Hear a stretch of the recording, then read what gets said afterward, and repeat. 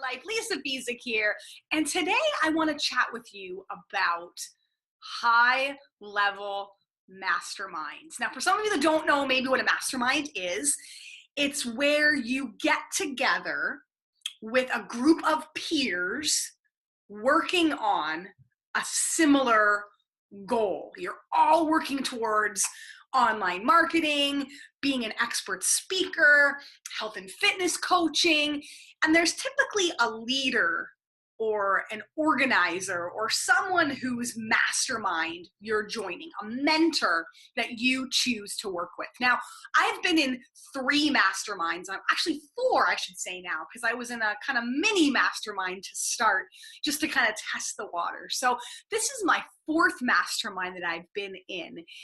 And I will say that I finally got it right on the 4th time. I finally found the mentor that I meant to work with. I finally found the group of peers that I meant to be with. And I'm finally working towards the goals that I want to achieve in my business and in my life. And I have a how-to plan to get there. Now, that's not to say that the other 3 masterminds that I've been in, you had a crappy leader or the people were crappy. It absolutely is not that. It's that it just either wasn't the right time, wasn't the right place, wasn't the right group, and really it was not about them, it was about me. It was all of the choices that I'm owning that I made when I made those significant investments and what I've learned along the way. So if you're at a point in your business or your life where you want to hire a coach or you want to get into a high level mastermind, I want to walk you through the 3 things that you need to consider before choosing it. Because I'll tell you, those other 3 masterminds cost me almost $100,000, cost me 2 years of crazy travel and expenses, cost me a lot of stress trying to fit in and figure it out and feel okay with my decision. And it's because there was that misalignment that was going on in my life. So I don't want you to make the same mistakes that I made. So the first one that I want you to consider is the leader or the mentor. What my mentor, Bo Eason, likes to describe, do the cuffs match the collar? Meaning what they present to you on stage, on a webinar, wherever they're pitching or they're selling this mastermind to you. Do you truly believe that who they are on stage is who they are in real life? And they're going to deliver what they promise? And how much access do you get to them to be able to figure that out? So I'll tell you, the first couple masterminds that I was in, the one that was a significant investment, there's about 17, I'm exaggerating, but it seems like 17 levels of security before you can actually ask this mentor a question. Amazing guy, brilliant guy, selfless leader, but very private, very personal, very, a lot of barriers to be able to actually ask this mentor a question. And who am I to judge? Maybe some scary stuff happened in their life where they had a stalker or they had someone threaten their well-being, that they felt the need to have all these levels of security before you could actually speak to them. I don't know what it is, but emails that I sent were unanswered, just not able to really get that hands-on coaching that I was looking for. When the man delivered in the group setting, incredible takeaways. But what I was looking for was a deep dive into my direct business, and help with my direct business was something that I didn't get. The current mentor that I'm with had a VIP toast that you could come to, whether you joined or you were considering joining, and you go up and you can actually speak to him. And when I asked him, is your mastermind going to help me get to that next level? He said to me, honestly, I don't know. I don't know if I'm the mentor that's meant to lead you. I don't know if what I'm offering is what you need. Only you can decide that. So have a listen to what I'm offering, because the next day he was going to go a little bit more in depth about it when he was on stage.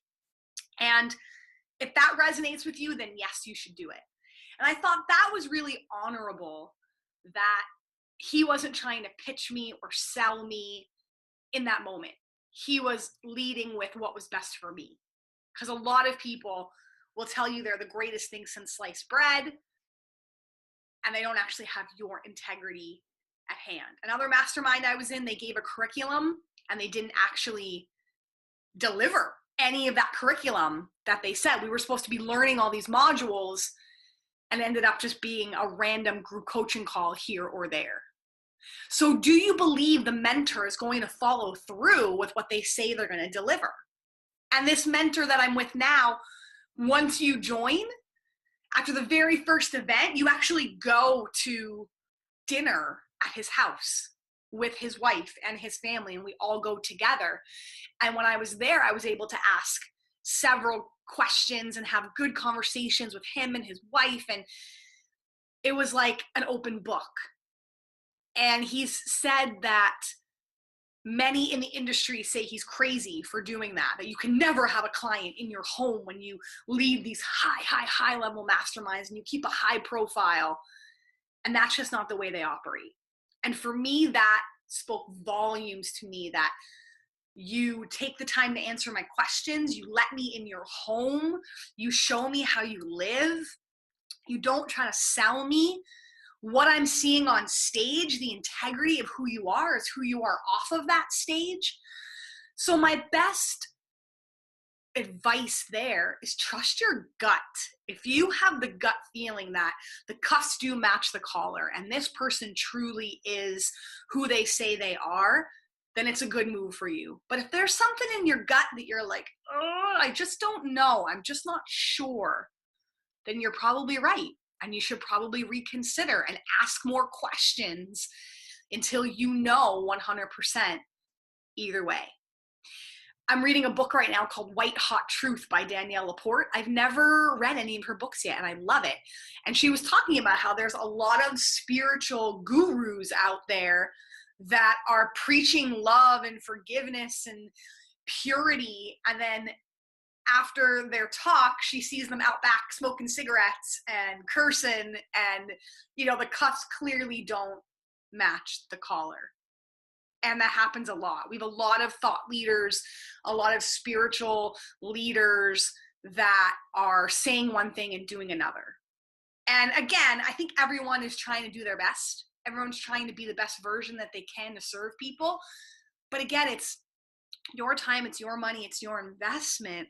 And most masterminds are a year long. So it's a long time for you to make that commitment before that's it's a big decision is what I'm trying to say. It's a really big decision. So that's the first thing I want you to consider. Do the cuffs match the collar? The second thing I want you to consider is, what's the curriculum and what's the group size going to be like? So I told you about the first one that I was in. They gave a curriculum and never delivered it, which was terrible. Then a few other ones that I was in, we didn't really know what the curriculum was going to be. It was kind of the hot topic of the moment, or it was kind of a, what are you working on? And let me see if I can offer any insight into that. So it was very either haphazard or led by you. So again, that might be exactly what you want, exactly what you need. For me, I like to follow systems. I like to see the learning progression. It's almost like my son with swimming lessons. It's like by lesson 1, 2, 3, 4, 5, 6, 7, 8, by lesson 4, what should I be expecting him to do? To float, to kick, to glide? By lesson 8, should he be swimming? Should he be jumping off the wall by himself? Like, what's the progression of learning that I can be able to see so that I can measure and say, yeah, I'm getting it. Or in his case, yeah, he's getting it with swimming. And yeah, I understand. I can see the growth that's happening. That's the way my brain works. So the first couple masterminds didn't work for me because there really wasn't a strong curriculum. With this mastermind that I'm in now, you know exactly what you're working on, exactly what you're supposed to be mastering, exactly what you're supposed to be perfecting. When you come to events, you know what you're supposed to be ready and prepared to deliver. And when you leave, you've got homework and you know what you're supposed to be working on. And you've got an accountability coach every month that helps you carry that out and helps you truly be accountable to, are you practicing? Are you doing the work? Are you doing your crap? And that was never present in the other groups that I was with. But for me, again, that was something that I found very important, that I need a solid curriculum. I need to know what I'm learning, what I'm looking to achieve by the end of the year, and the support to be able to get there. So for me, those were very important questions to ask. I also want you to think about the group size. Is there a cap? Because another mastermind that I was in, by the end, there got to be hundreds and hundreds of people, like 100 people in it. One day that we were there together, it was like a combined learning with mastermind and other people. And there were hundreds of people in the room that we were learning. And I think the most amazing things happen in your smaller breakout sessions, in your more intimate one-to-one kind of coaching. So for me, it was important to know, is there a cap in this mastermind? And how many people am I going to be around when I go to these kinds of things? And for me, smaller is better. Now for you, you might want to get in a room with hundreds of people so you can network your butt off, and that may be important to you. But this current mastermind that I'm in, they cap it to 30 people at the events. And then when you go for a half day, they cap it at 6 people. So it's very small, it's very intimate. You're very tuned in with the people that are to your right and to your left and the mentor. And that was what I loved about it. So again, you have to make that decision for yourself. What kind of room do you want to be in and why? And with that, as much as you can find out about the group, their demographics, where they're at in their life. In the beginning, and this was 100% my mistake, I thought that I wanted to be in a group of really, 7-figure earners and just really prominent people that could introduce me to people and that would be able to share with me what they did and how they did it and how they got there. And I could offer that newbie kind of perspective to them back and forth. And I thought that I wanted to play up bigger in that room. And there's absolutely nothing wrong with that thinking. I think it's great thinking. But you just have to make sure that it's not too high for you. And it's one of those things that you just have to experience, and maybe every group is different. But for me, when they were talking about the things that they were doing, spending $5,000 a day on Facebook ads and hiring out their 10-person team, and little me as a solopreneur, now I have an assistant, a podcast guy, Facebook ads guy. Now I've got a team of 4 or 5 around me. But at the time, it was just me as a solopreneur, and I couldn't really engage too much there because I couldn't spend $5,000 a day on Facebook ads for a month. I didn't have a 10-person team. The conversation wasn't really relevant about hiring and firing. Did I take a hell of crazy, good, amazing notes for when that does apply to me in the future? Hell yes, I did. Was I thankful to be around those kinds of high-level conversations? You better believe that I was. But in terms of the right here and right now, which is everybody's reality, I needed to be around people that were experiencing somewhat the same things as me, or perhaps a few levels ahead of me. So I think you definitely want to play up and get in those rooms that you can play up. But if, let's say, and I'm not basing this on income or impact, but let's say, for lack of better word, just to quantify it, if you're playing at a level 2 and someone's playing at a level 10, that's hard to be in that conversation. If you're playing at a level 2 and the people in the room are at a level 5 or a level 6, that's where you want to be, where someone's just a few levels ahead of you, that you can pick their brain and you can offer your perspective. And the group that I'm in now has that. People that are exactly at my level, people that are a few levels ahead, and there are a select few, maybe 5 people that are in that 7-figure range. And they're really willing, they are willing to share and help and not judge and engage, and they're just amazing people. So, but I think because the group is so intimate and small, that we all do have to mix and mingle. You know, the 7-figure earners can't break off into a little 7-figure pack while the rest of us are here trying to figure it all out. So I think the group size, the cap, and where they're at is really, really, really important. And then lastly, what do you deem your return on investment? What do you want your return on investment to be? Because for some people that is monetary. They're like, I spent $30K for the year. I want to make back $30K and then some. For me, it's never been about monetary, but it's about, can I see the growth? Can I see my learning? Are new opportunities coming my way because of the people that I meet? And don't get me wrong, this is all self-led.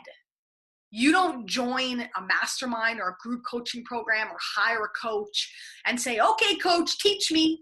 Okay, coach, open up all the doors for me. Okay, coach, introduce me to that person. No. This is self-directed. You do have to go and walk up to those people and start conversations and ask, how can I serve you, so that they'll in turn serve you back and you guys can help each other. So this is all self-directed and self-led.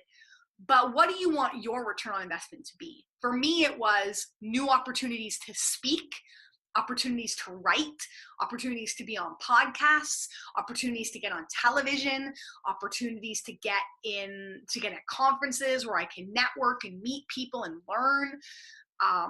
I do want to get booked as a speaker and charge a pretty high penny as for my keynotes. So that is a goal for me. So it's what do you see as return on your investment? And for me, I can already say, even just 3 months in, I'm getting booked as a speaker. I'm writing more. I'm more focused. I'm more confident. I prioritize my time. I've got curriculum and I know what I'm working on, almost like that swimming lessons. I know once I get to level 8 where I'm going to be. I see the growth.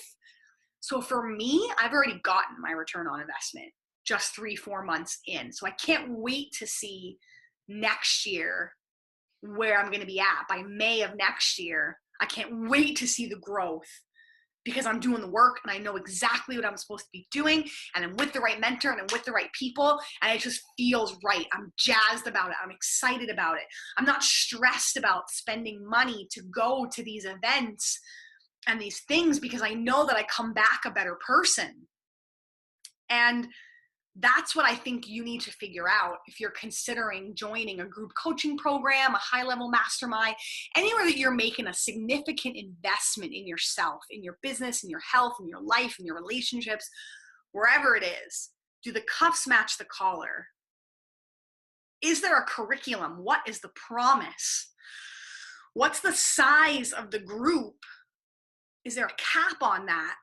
What's the level of the people that are going to be in it? Where are they at? What do they do? What's their income? How willing are they to share? How many opportunities are there for you to talk with them and share? What's the structure like? And then lastly, I think that's about 5 things, even though I said 3. What's your return on investment that you want to see by the end of it? Because it's so different for everyone, and you got to figure that out. I don't regret joining those other 3 masterminds. I would not be where I am if it wouldn't be for every leader, every mentor, every book I've ever read, any creative thought leader or soul or coach that's willing to put themselves out there and do the very best they can, I have so much gratitude and thankfulness for, because I wouldn't be where I am if it wouldn't be for them. But I wish I would have thought about some of these things along the way before I made the jump and before I made the leap. It's back to the last podcast that I had, or a few podcasts ago with my buddy Sean, where I talked about taking calculated risks. I want you to take risks. I want you to invest in yourself. I want you to grow. I want you to learn. But I want you to ask the right questions before you go ahead and do that. And other people may say this is BS. This is just my experience, what I've been through, and my insight so that I can help you grow in your business and in your life. Speaking of that, we've got a group coaching program launching in October, the Freedom Life Group Coaching. It's meant for that person that's got a lot going on. You're building your business, you want to get online, you want to monetize, but you're still working full time, you've got a couple kids, you've got stuff going on, so you can't spend 8 hours a day working on your business. You need to learn in a little bit slower bites, but still make money along the way, still have that growth, still have that progression. It's monthly calls, it's weekly curriculum, and it's super hands-on. So we're launching that in October. You're gonna head to lisapezik.com and click on Freedom Life Group Coaching, and you can learn more about it there. So we hope to hear from you. We would love, it's my husband and I, we coach together. I do all the content. I'm a content expert. Hubby does all the digital stuff, all the technology, ClickFunnels, Facebook ads, getting online, that whole bit. We are here to serve you. I want to honor you. I want to thank you for tuning in, and I'll see you next time on the Lisa Pezik Show.